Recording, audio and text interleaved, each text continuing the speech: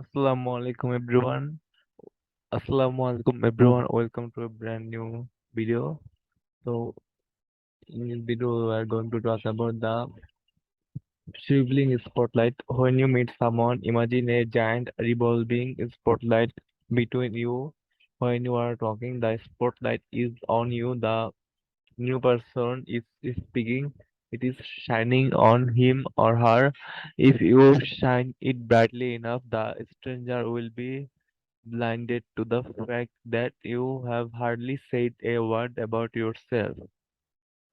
The longer you keep it shining away from you, the more interesting she or he finds you.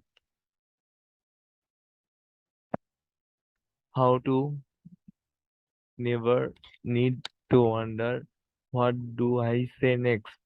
Moments arise, of course, when even conversationalists extraordinate hit the wall. Some folks monosyllabic grunts leave slim piecing even for masters of the BA or detective technique. If you find yourself futilely fanning the embers of a dying conversation and you feel for political reasons or human compassion that the conversation should continue, here is a foolproof trick to get the fire blazing again. I call it parroting. After that beautiful tropical bird that captures everyone's heart simply by repeating other people's words. Have you ever, pottering around the house, had the TV in the background tuned to a tennis game? You hear the ball going back and forth over the net, clink, clunk, clink, clunk, clink. This time you don't hear the clunk. The ball didn't hit the court. What happened? You immediately look at the set. Likewise, in conversation, the conversational ball goes up and forth. First you speak, then your partner speaks. You speak, and so it goes back and forth. Each time through a series of notes and comforting grants like hum or You let your co you later you let your conversation partner know the balls had landed in your court. It's your I got it signal. Such is the rhythm of conversation. How to never need to wonder, what do I say next? What do I say next? To that frightfully back to that frightfully familiar moment when it is your turn to speak but your mind goes blank. Don't panic. Instead of signaling verbally or non-verbally that you got it, simply repeat or parrot last two or three words your companion said in a sympathetic, questioning tone that throws the conversational ball right back in your partner's court. My friend Phil sometimes picks me up at the airport. I usually so exhausted that I rudely fall asleep in the passenger seat, relegating Phil to nothing more than a comfort. After one especially exhausting trip some years ago, I flung my bags in his trunk and flopped onto the seat that was front. As I was dozing off, he mentioned he had gone to the theater before that night. Usually, I would have just grunted and off into unconsciousness. However, on this trip, I had learned the parroting technique and was eager to try theater. I parroted quizzically. Yes, it was a great show, he replied, fully expecting it to be the last word on the subject before I fell into my usual sleepy stupor. Great show, I parroted, pleasantly surprised by my interest. He said, yes, it's a new show by Stephen Sondheim called Sweeney Todd. Sweeney Todd, I again parroted. Now Phil was getting fired up. Yeah, great music and unbelievable bizarre story I parroted. Well, that's all Phil needed. For the next half an hour, Phil told me the show's story about a London barber who went around murdering people. I have those, but soon decided his tale of Sweeney Todd's cutting off people's heads was disturbing my sleepy reverie. So I simply backed up and parroted one of his previous phrases to get him on the track. You said it had great music that did the trick. For the rest of the 45-minute trip to my home, Phil sang me Pretty Woman, the best buys in London, and other songs from Sweeney Todd, much better accompaniment for my demi nap. I'm sure to this day Phil thinks of that trip as one of the best conversations we had ever, and all we did was parrot a few of his phrases. Salesperson go on wild goose chase for a customer's real objections when it was so easy shake them out of the trees. Parroting your ways to profit. Parroting is a also a parroting is also a can opener to pry open people's real feelings. Star people, star salespeople use it to get their prospects' emotional objections, which they often don't even articulate to themselves. A friend of mine, Paul, a used car salesman, told me credits a recent sale of a Lamborghini though parroting. Paul was walking around a lot with a prospect and his wife, who had expressed interest in a sensible car.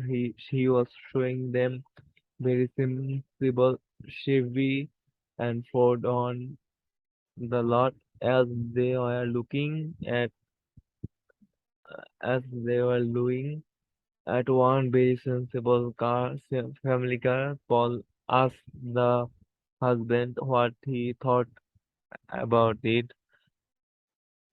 Well, he must. I am not sure this car is right. Technique 20, parroting.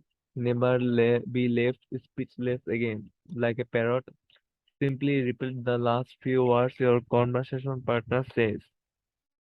That puts the ball right back in his or her court, and then all you need to do is listen. Never need to wonder what do I say next. 81. For me, instead of moving on the next sensible car, Paul parroted right for you. Paul questioning inflection signaled the prospect that he needed to say more. Well, yeah, the prospect mummed, I'm not sure it fits your personality. Paul again parroted, you know, maybe I need something a little more sporty. A little more sporty, Paul parroted. Well, those cars look over there look a little more sporty. Paul's parrot had ferreted out with cars to show the customer as they walked over toward a Lamborghini on the lot. Paul saw the prospect's eyes light up. An hour later, Paul had pocketed a fat commission. Want to take a rest from talking to save your thought? The next technique gets your conversation partners off and running, so all you have to is do is listen or even sneak off unnoticed as he or she chats congenially away. How to get them happily chatting so you can sleep away if you want to. Every father smiles when his little tyke beseeches him at a bedtime. Daddy, daddy, tell me the story again of the little pigs of or the dancing princess or how you and mommy met. Daddy knows Junior enjoyed the story so much. For the first time, he wants to hear it again and again. Junior inspires the following technique called encore. The serves two purpose. Encore makes a colleague feel like a happy dad, and it's a great way to give dying conversation a heart transplant. I once worked on a ship that had Italian officers and mostly American passengers. Each week, the deck officers were required to attend the captain's cocktail party. After the captain's address in charmingly broken English, the officers variably clumped together, yucking it up in Italian. Needless to say, most of the passengers' grasp of Italian ended at macaroni spaghetti, salami, and pizza. As cruise director, it fell on my shoulders to get the officers to mingle with the passengers.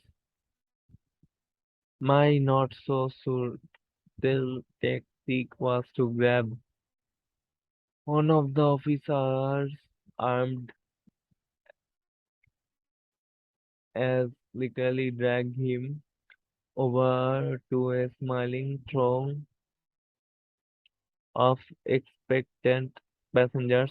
I would then introduce the officer and the either pray that either the cat should release his tongue or a pass.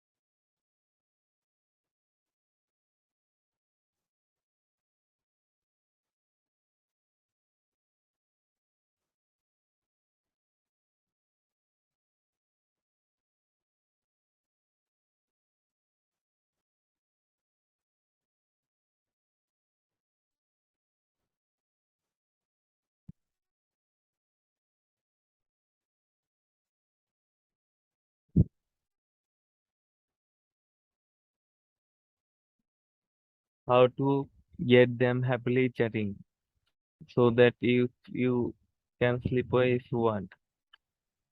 Passenger would come up with more original question than Gee.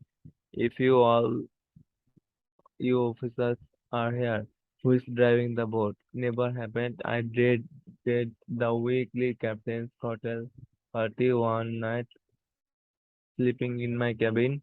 I was awake by the ship rocking violently from side to side. I listened and engine were of a bad sign. I grabbed my robe and raced to the deck. Through the dense fog, I barely discerned another ship. Not half a mile from us, 5 or 6 officers were grasping the starboard guardrail and leaning overboard. I rushed over just in time to see a man in the moonlight with a bandage over one eye struggling up our violently rocking ladder. The officers immediately whisked him off to our ship's hospital. The engineers, the engines started again, and were on our way. The next morning, I got the full story. A laborer on the other ship, a frightener, had been drilling a hole in an engine cylinder while he was working. A sharp needle, thin piece of metal shot like a missile into his right eye. The freighter has no doctor on board, so the ship broadcast an emergency signal. International sea laws dictate that any ship hearing a distress signal must respond. Our ship came and our ship came to rescue, and the seaman clutching the seaman clutching his bleeding eye was lowered into a lifeboat that brought him to our ship. Dr. Rossi, our ship's doctor, was successfully able to remove the needle from the workman's eye, thus saving his eyesight. Tell them about the time you cut off the captain's cocktail party. Once again, I was faced the similar challenge of getting officers to mingle and make a small talk with the passengers. I made my weekly trek to the laconic officers throng to drag one of one of or two away, and this time my hand fell on the arm of the ship's doctor. I hauled him over the nearest group of grinning passengers, introduced him. I then said it was just last week Dr. Rossi saved the eyesight of a seaman on another ship after a dramatic midnight rescue. Dr. Rossi, I am sure those folks would love to hear about it. It was like a magic wand. To my amazement, it was through Dr. Rossi was blessed instantly with the tongues of angels. He previously monosyllabic broken English had become thickly and accented eloquence. Eloquent. He recounted the entire story for the growing group of passengers gathering around him. I left the throne. The Dr. Rossi interrupted to pull another officer over an awaiting audience. I grabbed the captain's strap-covered arm, dragged him over to another pack of smiling passengers, and said, Captain Capiro, why don't you tell these folks about the dramatic midnight rescue you made last week? The cat released Caprio, tongued, and he was off running back to the throng to get the first officers for the next group. By now, I knew I had a winner. Signor Salvago, why don't you tell these folks how you awakened the captain at midnight last week for the dramatic midnight rescue? By then, it was time to go back to extract the ship's doctor from the first baby and take him to the next pack of passengers. It worked even better to second time. He happily comments his incure for the second audience. He chatted away. I raced back to the captain to pull him away for a second, telling with another throng. I felt like the circus juggler who keeps all the plates spinning on his sticks. Just as I got one conversation spinning, I had to race back to the first speaker to give him a three wheel at another audience. The captain's cocktail party was breezed for me for the rest of the season.